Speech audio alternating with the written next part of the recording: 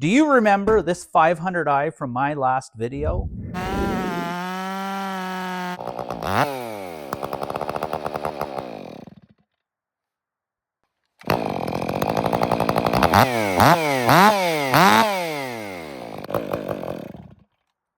Just like it ran out of gas there.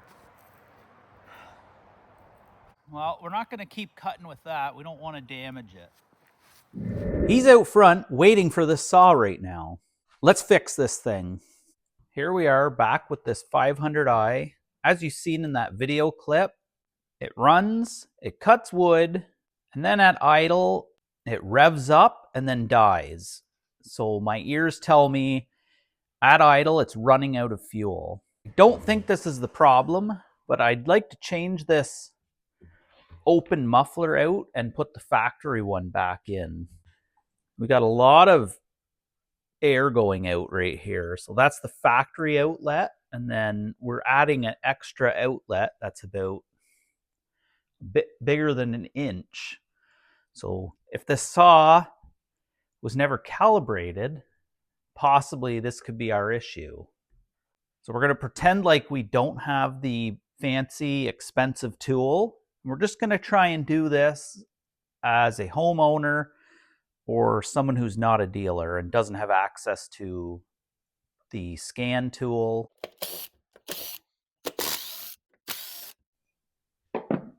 Looks great in there. So in that video last week, one of the 500i's had a broken crankcase, but we know this saw ran and cut very well. So we do have some parts to play with off of this saw to that saw. First off, we'll use the muffler.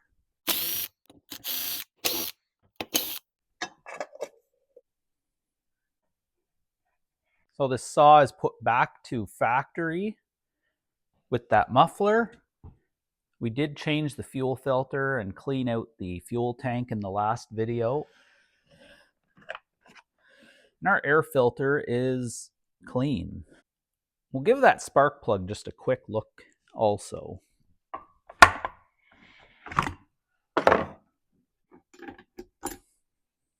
We're just going to look at it. We're not going to replace it just yet, unless there is actual damage. Other than some buildup, I don't think this is causing our running issue. But you never know, but we're not going to change it just yet. We'll take this outside, start it up, let it run for a minute, and then we'll put it in the wood. Minus 22 this morning.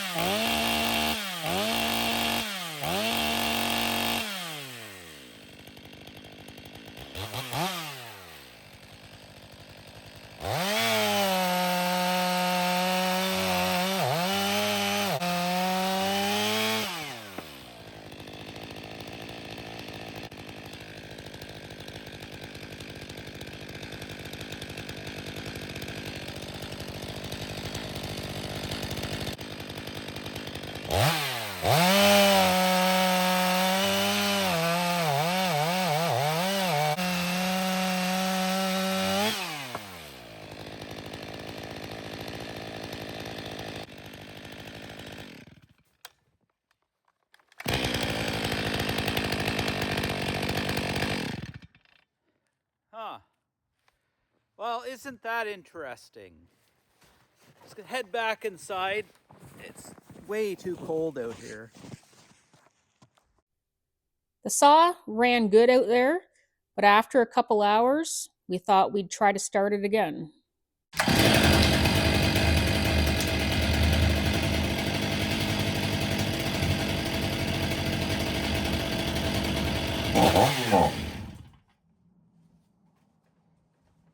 We've got a problem.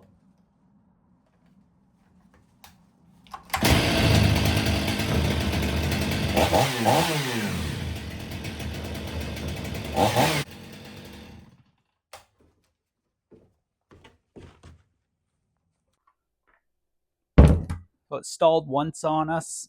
That's enough for me. Let's get the bar and chain off of this thing. Let's give it a little cleanup, and then we're going to get on to some diagnostics.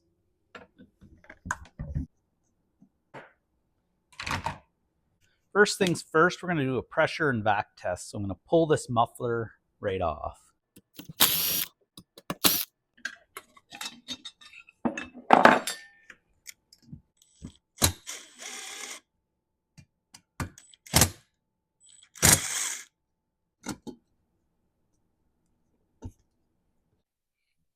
Piece of rubber for behind the muffler.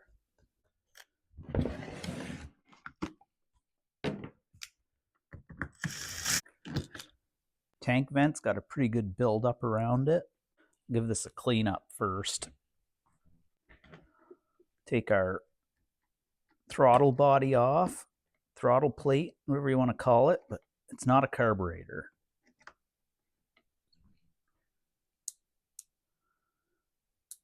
That's it. No sensors on that or anything. Now we have to seal this intake up. So to seal this intake up, there's a special tool. I don't have it. I don't know why, but I don't have it. That won't work. It's not flat. These have little shoulders on them here that hold the throttle body in place. So what we're going to have to do, this fits in perfectly. We're going to have to cut a piece of rubber out that will fit right in here, and we're going to have to cut out just around. This piece here should work. We just got to trim it so it'll fit in there and take up as much area as we can get.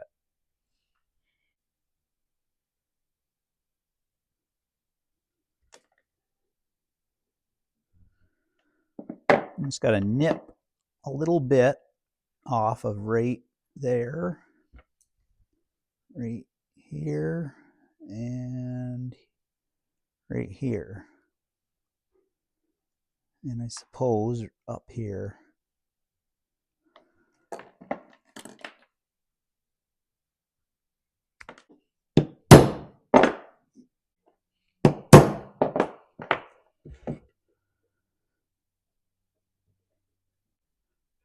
That should give us a nice seal. Leave that there. We'll reinstall that.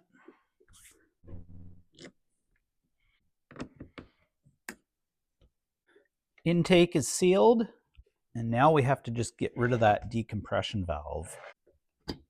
That can give us a false vacuum leak.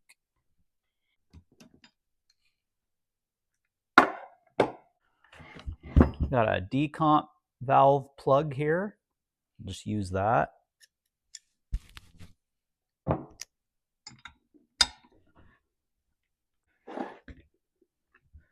One thing I did not check is, are we at bottom dead center? The goal here is to have the transfers open. There's a adapter. Oh, that's an echo part. 91081.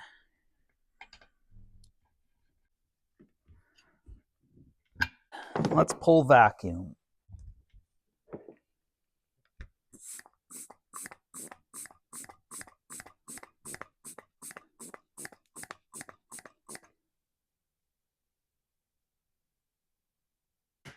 I am forgetting the impulse line is hooked up to the pump still. Although we aren't leaking. And yep, that's the impulse.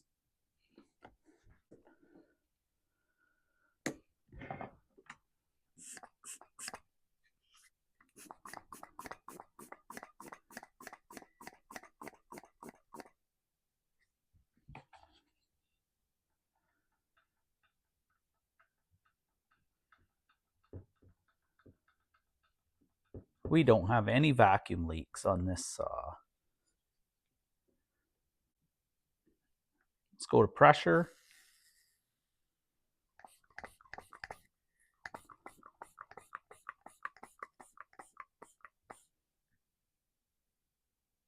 This crankcase is tight. There is no vacuum leaks and there's no pressure leaks. So our fault is not in the engine itself. That's a great thing to know.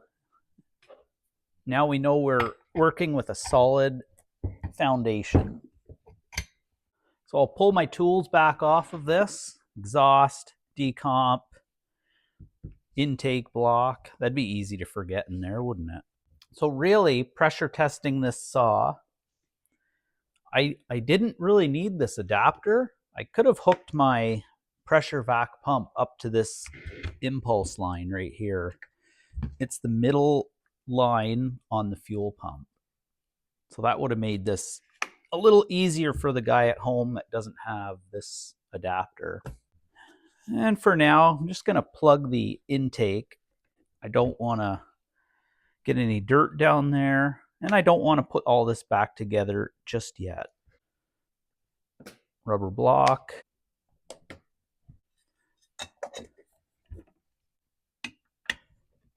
Well, our next step is going to be a fuel system check. We're going to clean this up, get everything out of here. Actually, I have a feeling the tank vent's working. I've seen many tank vents dirty like this, and they function just fine. But it is a good practice to clean them. First step, get the fuel out. Remember, we had an incredibly dirty fuel tank on this in the last video. So for our tank vent check, we are going to want to pull that fuel filter back off. Cap back on. Get the fuel line removed from the pump, which is the closest line to that side. Be very careful not to get dirt in these lines. Try and keep everything as clean as possible.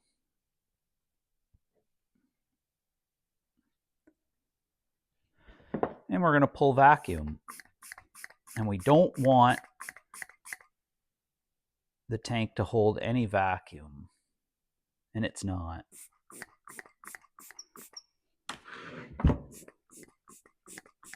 So basically what I'm doing is I'm pulling air out of the fuel tank through its fuel line, and this little valve lets air back in. So as the fuel pump pulls fuel out, that has to be replaced with air. And this valve lets the air back in. This is the tank vent. And even though it's covered in sawdust, it is functioning. Try and get it so I can build up a bit more. And that needle is dropping. Perfect. We'll see if the tank holds pressure. And the tank holds pressure. It is supposed to hold pressure. It also tells me this fuel line is not leaking from here to here. I'm going to give this a really good clean up, and then we'll proceed. So now that we've pressure tested the saw, vacuum tested, pressure tested, we're going to move on to the fuel system. So we need to empty our fuel out. I've done that. Purge a few times to get all the fuel out of the system and dump it. Next is take this T25 screw out, get this piece of plastic out, lift the fuel pump up out of place, don't pull too hard, remove this bumper. If the area is not clean, blow it out really good. We don't want dirt contamination because we are going to be unhooking some of these fuel lines. I've cleaned this area up. Basically, what we're going to be testing here is for leaks in this system. So the system is not that high tech. So we got our fuel tank here, our fuel pickup line up to the pump, which the impulse line, it runs the fuel pump. And it pumps fuel up this line into the injector. The injector uses what it needs, and then there is a return line. So there can be no leaks in any of these lines, or the system doesn't work. And the tools we need are a pressure vac tester, a T, a clamp, 2 hose barbs, 1/4 inch and 1/8, and 4 equal lengths of hose, 3.1 millimeter diameter, roughly 1/8. So this is the diagnostics guide for the 500. This is page 53 to page 66. You could probably find this online. So basically what this is a flow chart. You start here and you just follow the steps. And the problem is it may lead you down different routes. It works great. I've used it quite a few times over the years. I haven't had a whole lot of problems with these. So I don't remember this off the top of my head, but that's why I keep a manual around. Let's get started. So the first thing the instructions want you to check is that your hoses are routed correctly. So fuel line from tank, impulse line in the middle, and then to the left is the fuel line to the injector, which is this ribbed line right here. Also, check there's no cracks in the purge bulb. We have no cracks in this purge bulb. That is our fuel pump vent. As the pump works, air goes in and out. There's a diaphragm behind here. We're going to use this also. There's our test pieces we need. 4 pieces of line, a clamp, a T, and 2 fittings. Also, test your pump first. Make sure it's holding vacuum. Good. And make sure it holds pressure.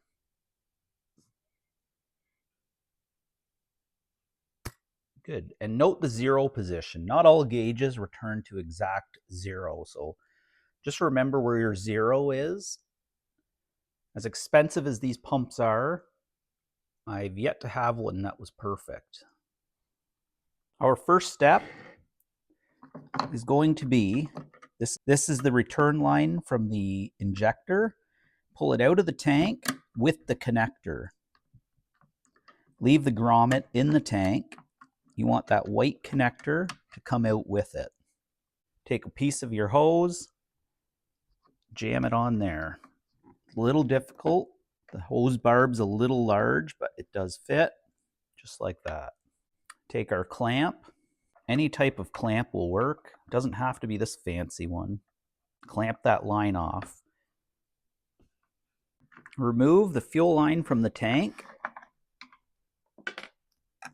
and remove the fuel filter.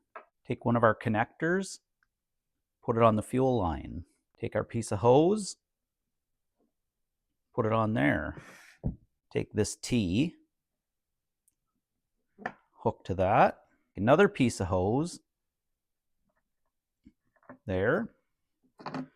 Put this other piece of the hose on the vent port for the fuel pump. A 4th piece of hose, place on the T. And the T is where we're going to hook in our pump. So in this test, we are testing every part of the fuel system for leaks. The fuel line, the fuel return line, the fuel line from the fuel pump to the injector, and the diaphragm itself, as well as the fuel pump. The whole system is being checked for leaks. So we'll pump this up to 0.8 bar.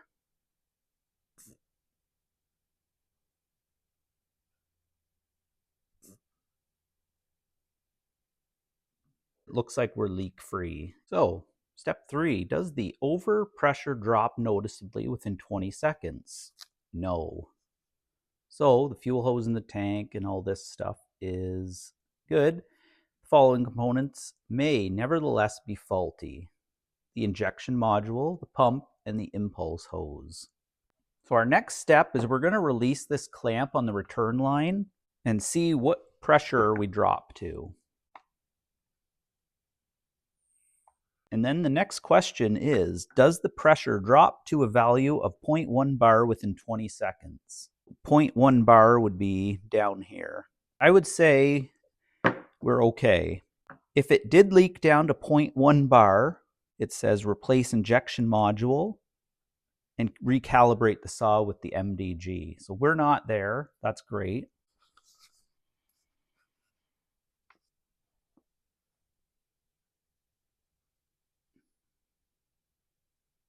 And we're in this section here. No. Following components may be faulty even though the injection valve was tight in the first test. Spring injection valve, injection pump, continue to step 6. So in my next step here, we're going to pull this line off of the pump vent and we're going to clamp it off. We're going to leave the fuel return line open. Basically, in this test, we are testing the control needle of the injection pump. If you've seen inside these pumps, which I'm sure we will later, we are testing the needle and seat, just like in a carburetor, to make sure it's sealing. We're going up through the fuel line, through here, and into the pump. So we're going to go to a pressure of 0.8 bar again. And it's holding. So the control needle of the injection pump is producing a tight seal. Our next test, we're going to pull this piece of hose off the T. We're just hooking it to the vent port on the injection pump. And we're just going to test the injection pump on this metering side. 0.8 bar. If this test didn't hold 0.8 bar, you would be replacing the injection pump, resetting the saw, and carrying on from step 1 again. But we are tight. There's no leaks on this side. Let's continue. Next step is seal up the return hose. Again, pull off the line that runs to the injector and place our tester into that line. And we actually switch to vacuum for this test. And we go to 0.5 bar.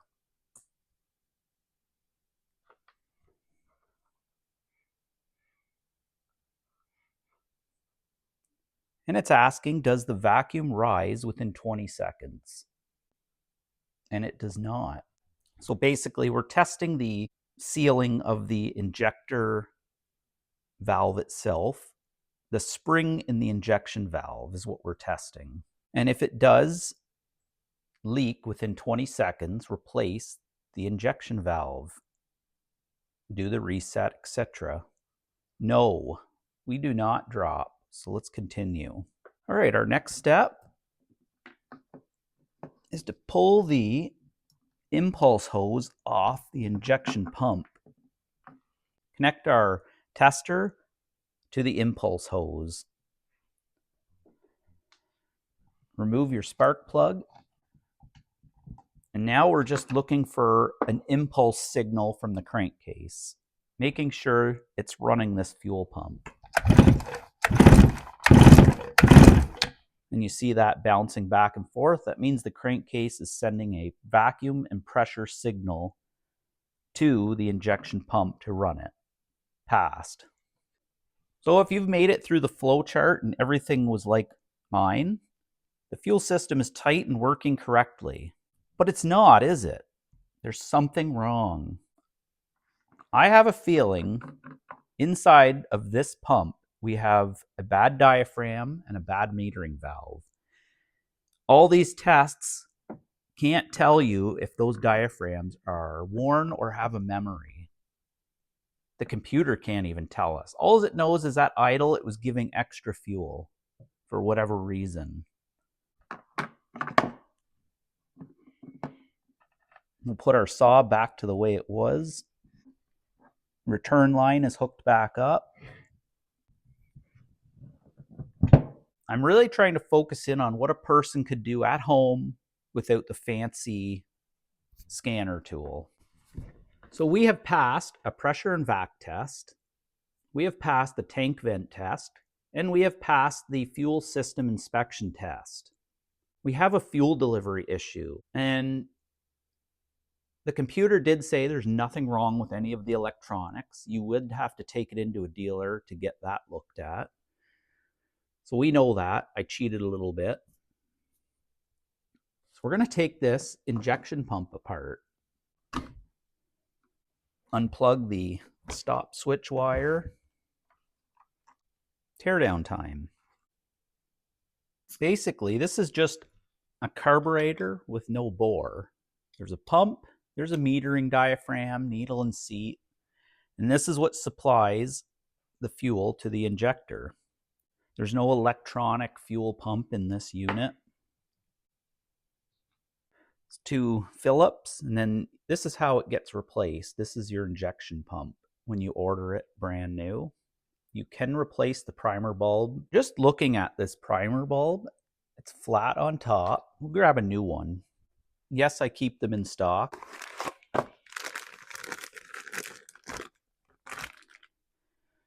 Here's how it comes when you order it. You're just missing the stop switch. My mistake, you do get this little plate. Seems like a bit of a waste. Let's just look at those purge bulbs for a second. This one's got some age on it. It's not clear. It's flat on the top. And it's got residue inside it, almost like stale fuel. Remember, this thing has 62 hours on it, I believe. Let's just look. This has 62 hours on it. It's a tree service saw. And it had this muffler on it. I'm going to guess that this saw wasn't used much because of the noise that comes out of it. And it sat with fuel. This is my prediction. We'll just put this new one back in for now. So you almost have to treat this just like a carburetor. Diaphragms go bad. So these 2 black screws here are T10 with the circle in the middle. I think that's called a security bit. So this is not serviceable. You cannot buy the internal parts for this pump.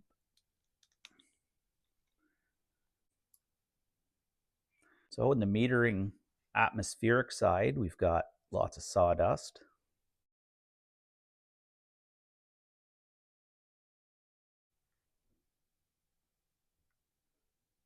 If this was in a carburetor, I would want to replace it. It does hold a bit of a memory. It should just be a little softer than that.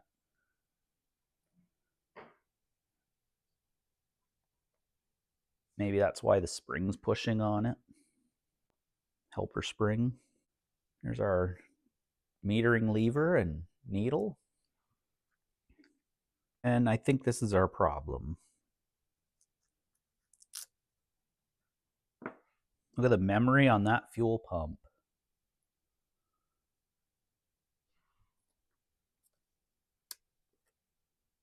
Oh, that's pretty stiff. If that was in a carbureted saw, we would be having fuel delivery issues. That's the heart of the beast right there. That's the fuel pump. I believe this saw's issues are an injector pump. Let's replace it and retest. Cleanliness is important. We've got open fuel lines here.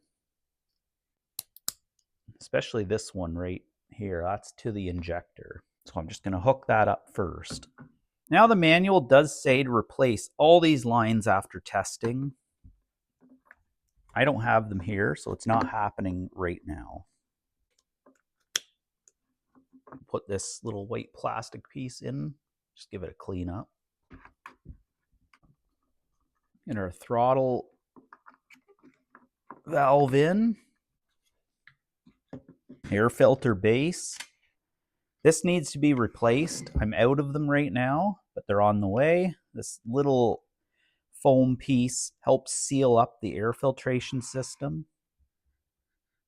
When you get a new air filter, ask for one of these. Yeah, this filter shouldn't sit so easily. It should be a little bit more difficult to push on there. So that's a place where fines can get by.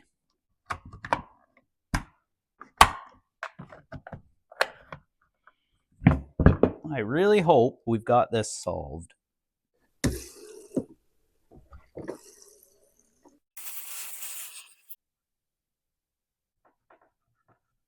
Back outside for test number, the next test.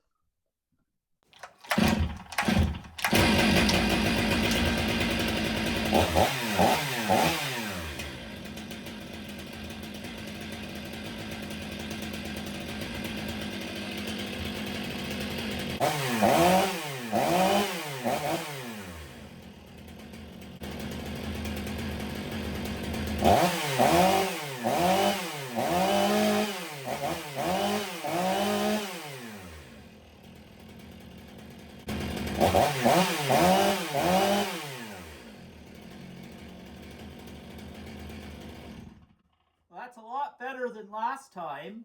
I feel no hesitation. There's no stalling.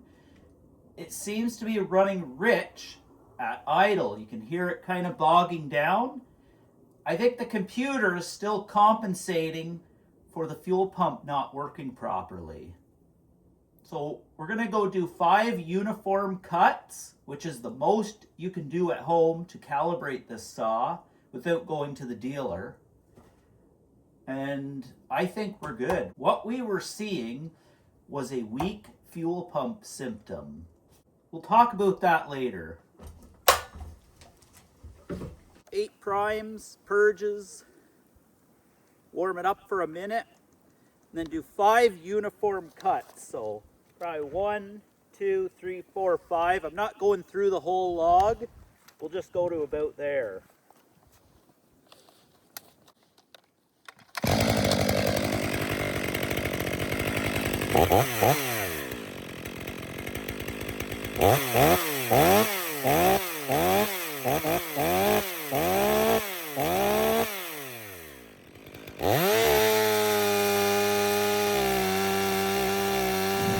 Okay, that last test, this saw is a little on the dull side.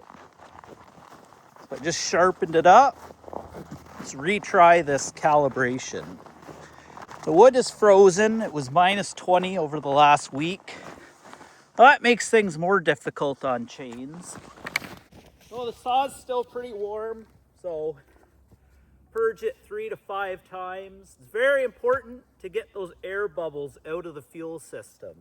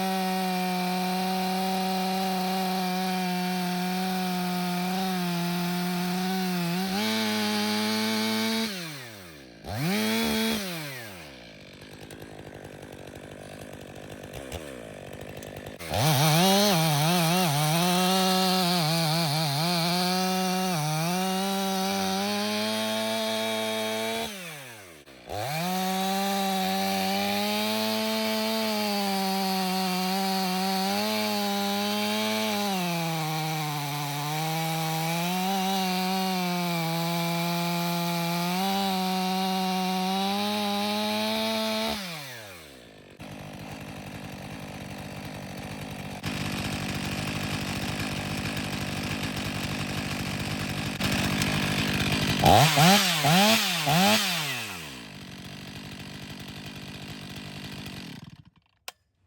think we got her. That saw didn't give me one hiccup outside this time. It runs excellent. I believe our main problem was this fuel pump. Stale fuel. The saw's been sitting for a while. It's only 62 hours on it. For a tree service saw, that's low. This is no different than having a rotten carburetor on an 026. The only problem is this saw will compensate for that bad fuel pump to an extent. I do have a question that I can't answer. I don't know enough of the facts. If a saw had a bad fuel pump and the engine is compensating by delivering more fuel, can it compensate at that time for that giant extra hole in the exhaust? That's not a risk I would want to play with a $2,000 chainsaw. So I called the owner again. We've talked a couple times. And he said, yes, he's pretty sure this saw sits around a lot because of the noise it makes. Nobody grabs this one. I think he says he has 6 or 8 500s in his fleet. I can't wait to see the others. We'll definitely be making a video. So this saw gets ran downtown in a city and nobody grabs it because of the noise. So he said, put it back to the factory spec, factory muffler. We're just going to leave it like that. I also called the Stihl tech line and told them I have a 500i here with a running issue with some sort of aftermarket muffler. He said, I'm not surprised to hear that, and I should not be letting modified saws into my shop.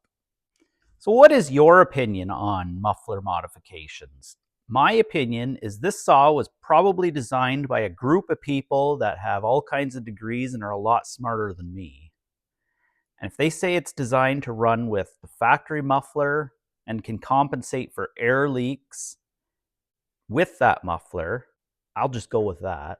What's your experience? Does anyone run aftermarket mufflers on their 500i? Good, bad, any engine damage?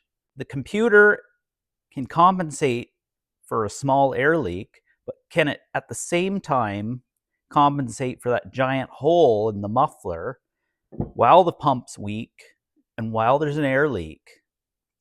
Will that just burn your saw up?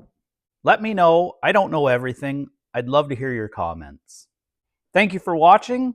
I'll see you next time.